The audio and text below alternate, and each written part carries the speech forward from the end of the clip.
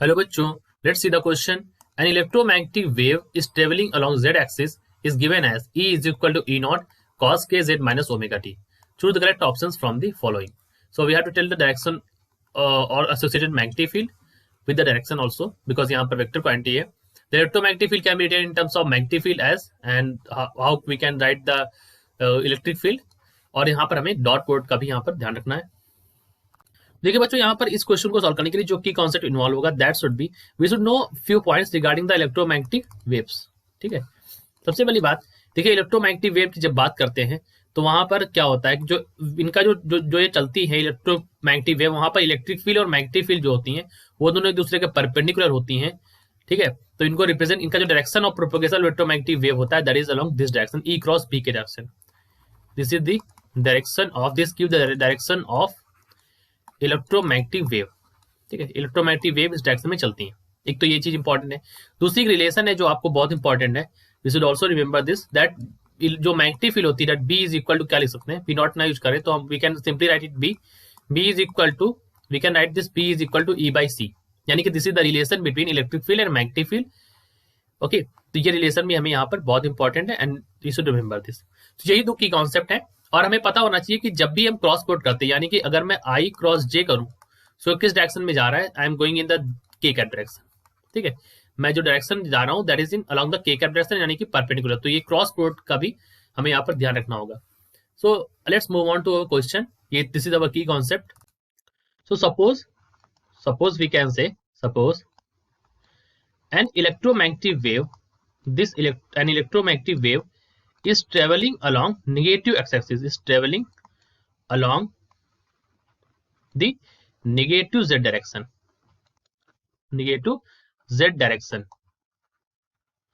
ये हम electromagnetic wave के लिए बोल रहे हैं, तो इसकी इलेक्ट्रिक फील्ड कैसे निकालेंगे. So we can say it's electric field is given by, it's electric field is given by, electric field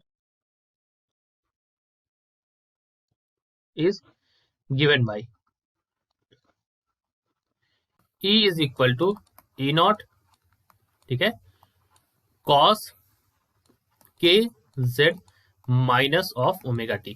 ठीक है, तो ये हमारी क्या देगी, it is giving the electric field. ठीक है, और ये इलेक्ट्रिक फील्ड जो है it is perpendicular to Z axis, which is perpendicular to which is perpendicular to Z axis. So it is perpendicular to z axis, यानी कि it acts along the negative y direction, negative y direction. ठीक है, ये कहाँ काम करती है, it acts along negative y direction. Okay, so let me write this negative full. Okay, it acts along negative y direction, so we can say that. So the associated magnetic field in the electromagnetic wave is given by, so the associated magnetic field. अब जैसे हमने पढ़ा था यहाँ पर की concept में, the associated magnetic field that is B in electromagnetic wave is along x axis, right. मतलब हम x axis का मतलब यहाँ पर क्या है, that it is along k cross e. ठीक है, so this give the direction of the magnetic field, यानी कि k क्रॉस e करेंगे तो मैग्नेटिक फील्ड डायरेक्शन मिल जाएगी. और जैसा मैंने बताया आपको कि की कॉन्सेप्ट में हमने क्या पढ़ा था, that b is equal to e by C, so b not is equal to e not by C. So we can write this as, so it becomes vector b is equal to 1 by C, और direction क्या है, k cross e की. So we can write this k cross e. ठीक है, so this is the value for the magnetic field. So the associated magnetic field is given by vector b is equal to 1 by c vector k cross e. So option number ए में अगर आप देखें तो यहाँ पर option number ए satisfy हो रहा है, that b is equal to 1 by c k cross e, ये हमें यहाँ पर कहा गया. So this is correct option. Further हम मूव करते हैं, तो यहाँ पर इन्होंने ओमेगा यूज कर लिया, दैट इज ऑल्सो यहाँ पर correct, that is also correct over here. b is equal to 1 by omega. ठीक है, स्पीड ऑफ लाइट, ये c स्पीड ऑफ लाइट है and omega is the angular velocity. Let me tell you over here, omega is the angular velocity. So this is also a velocity and c is also a velocity. Okay, so we can write this omega over here also. अब further बात करते हैं। इन्होंने कहा है कि the electromagnetic field can be written in terms of the associated magnetic field as E is equal to C cross B। So we can say the associated magnetic field electric field in terms of magnetic field, we can write the associated electric field can be written in terms of क्या, magnetic field. उसको हम कैसे लिख सकते हैं, that can be written as, देखिए यहाँ पर लिख सकते हैं E is equal to vector E is equal to, यहाँ पर अगर आप देखें सो क्या है, it is the product of C cross B। E is equal to अगर आप यहाँ से देखें सो C क्रॉस B हो जाएगा ना यहाँ से ऊपर रिलेशन से, सो इसको मैं ले सकता हूँ C, और डायरेक्शन क्या होगी B की, B इंटू के कैप। ये दोनों एक दूसरे के परपेंडिकुलर है, तो E की डायरेक्शन जो होगी वो क्या होगी, B क्रॉस के कैप। तो ऑप्शन नंबर बी भी हमारा यहाँ पर सही है। फर्दर हमें इनके बारे में बात करनी है, ऑप्शन सी और ऑप्शन डी के बारे में।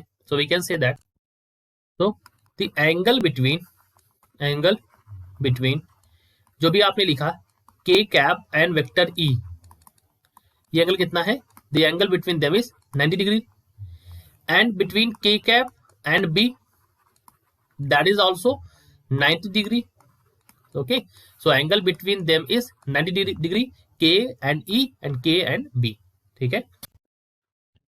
देयरफॉर देखिए अगर हम इसको डॉट प्रोडक्ट करें इनका, के और ई का डॉट लेंगे तो क्या हो जाएगा, के डॉट ई हो जाएगा मॉड ऑफ वेक्टर के कैप और mod of vector E cap, और ये हो जाएगा cos 90, ठीक है। cos 90 की वैल्यू क्या होती है, 0 होती है, तो ये 0 हो जाएगा।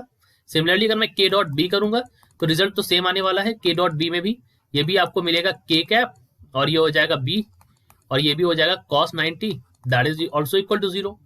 सो इन दोनों को अगर आप डॉट प्रोडक्ट करेंगे तो हमें क्या मिलेगा, 0 रिजल्ट मिलेगा।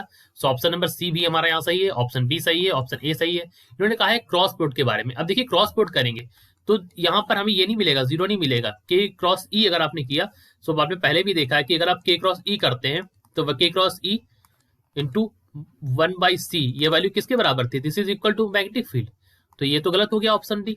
और यहाँ पर के क्रॉस बी भी अगर आप करते हैं सो हमें पता है that vector E is equal to C, और ये हो जाएगा P क्रॉस के, ठीक है। तो ये हमें अगर मैं के क्रॉस बी कर दूंगा तो यहाँ पर हमें निगेटिव मैग्नेटिक फील्ड मिल जाएगी, यानी कि माइनस ई मिल जाएगा, सो ये मिल जाएगा। सो ये तो हमने पहले से देख लिया, तो ऑप्शन नंबर डी हमारी गलत हो गया। So correct option is option number A, option number B and option number C. I hope you understood it well. All the best.